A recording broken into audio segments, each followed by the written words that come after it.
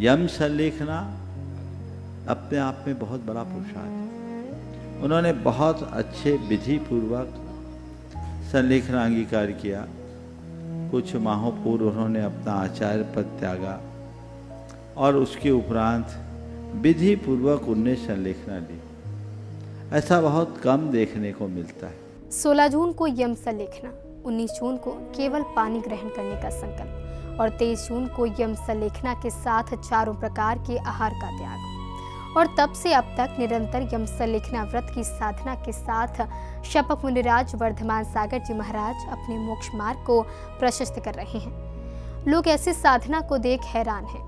लगभग 10 दिनों के बाद शरीर तो क्षीण हो रहा है, लेकिन मुख का तेज और चेतना वाकई वंदनीय है। दूर दूर से लोग शपक मुनिराज की इस साधना के दर्शन और वंदन करने श्री कुंथलगिरी पहुंच रहे हैं। 16 जून यही वह दिन था जब आचार्य श्री वर्धमान सागर जी महाराज ने नियम संलेखना का संकल्प ग्रहण किया। यह केवल भोजन में कमी का निर्णय नहीं, बल्कि संसार से विरक्ति, राग द्वेष का क्षय और आत्मा की शुद्धि की दिशा में एक गंभीर आध्यात्मिक यात्रा का आरंभ था। उस दिन से गुरुवर ने अपने समस्त भावों को आत्मध्यान की ओर केंद्रित करते हुए शरीर से अधिक आत्मा के कल्याण को महत्व देना प्रारंभ कर दिया। इसके 3 दिन बाद 19 जून को साधना का अगला चरण प्रारंभ हुआ। गुरुवर ने अन्न का पूर्ण त्याग करते हुए केवल जल ग्रहण करने का संकल्प स्वीकार किया। अब जीवन का आधार केवल जल था और साधना का केंद्र केवल आत्मकल्याण।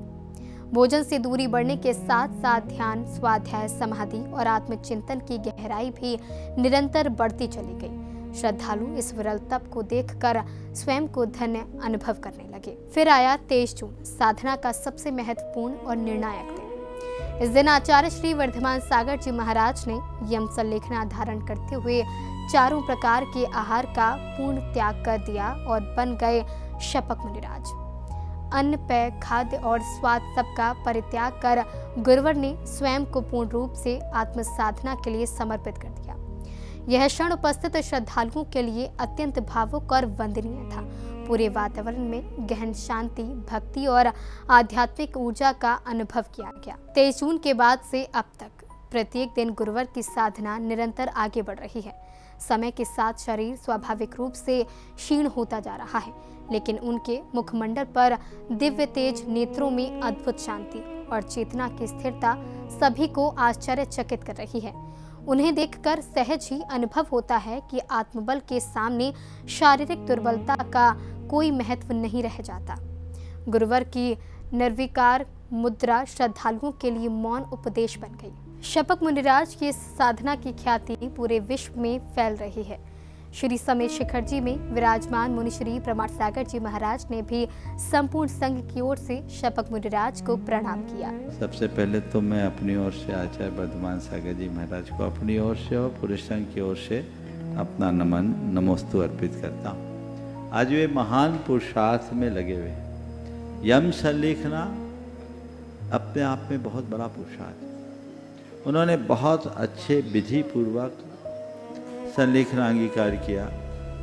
कुछ माहों पूर्व उन्होंने अपना आचार्य पद त्यागा और उसके उपरांत विधि पूर्वक उनने संलेखना ली। ऐसा बहुत कम देखने को मिलता है। जो भीतर से जागरूक साधक होते हैं और जिनका पुण्य प्रबल होता है, वे ही ऐसा सुलाभ ले पाते हैं। निश्चित जैसा उनके बारे में मैंने सुना और समझा है, वो बहुत उत्तम पुरुषार्थ कर रहे हैं।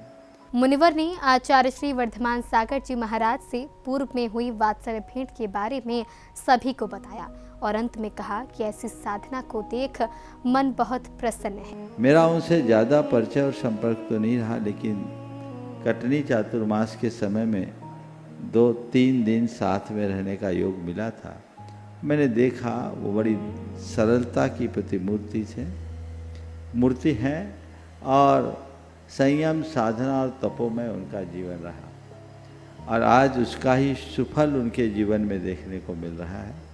हम उनके इस महा आराधना की भूरी भूरी सराहना करते हैं, उनकी अनुमोदना करते हैं, भावना भाते हैं कि उनकी ये आराधना निर्बाध संपन्न हो और मैं पूरे देश भर के लोगों से कहूँगा, आप उनकी संलेखना की अनुमोदना कीजिए और भावना भाइये कि उनकी यह उत्तम आराधना उत्तम रीति से संपन्न हो।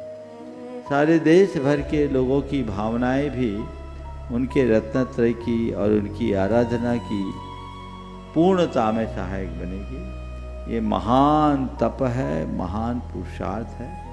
यम संलेखना की कल्पना भी लोगों के लिए सिहरन पैदा करती है। आज वो संस्तरारूढ़ होकर 10वें दिन में अपने उपवास की साधना में सौम्य भाव के साथ स्थिर है। मैंने उनकी मुद्रा देखी, मन बहुत प्रसन्न हो रहा है। कुंथलगिरी तीर्थ क्षेत्र इन दिनों श्रद्धा का विशाल केंद्र बना हुआ है। महाराष्ट्र सहित देश के विभिन्न राज्यों से श्रद्धालु यहाँ पहुँच रहे हैं। कोई गुरुवर के दर्शन कर भावविभोर हो रहा है तो कोई उनकी साधना को देखकर अपने जीवन में संयम और वैराग्य अपनाने का संकल्प ले रहा है। मंदिर परिसर में दिन भर भक्ति, विनय और आत्मचिंतन का वातावरण बना रहता है।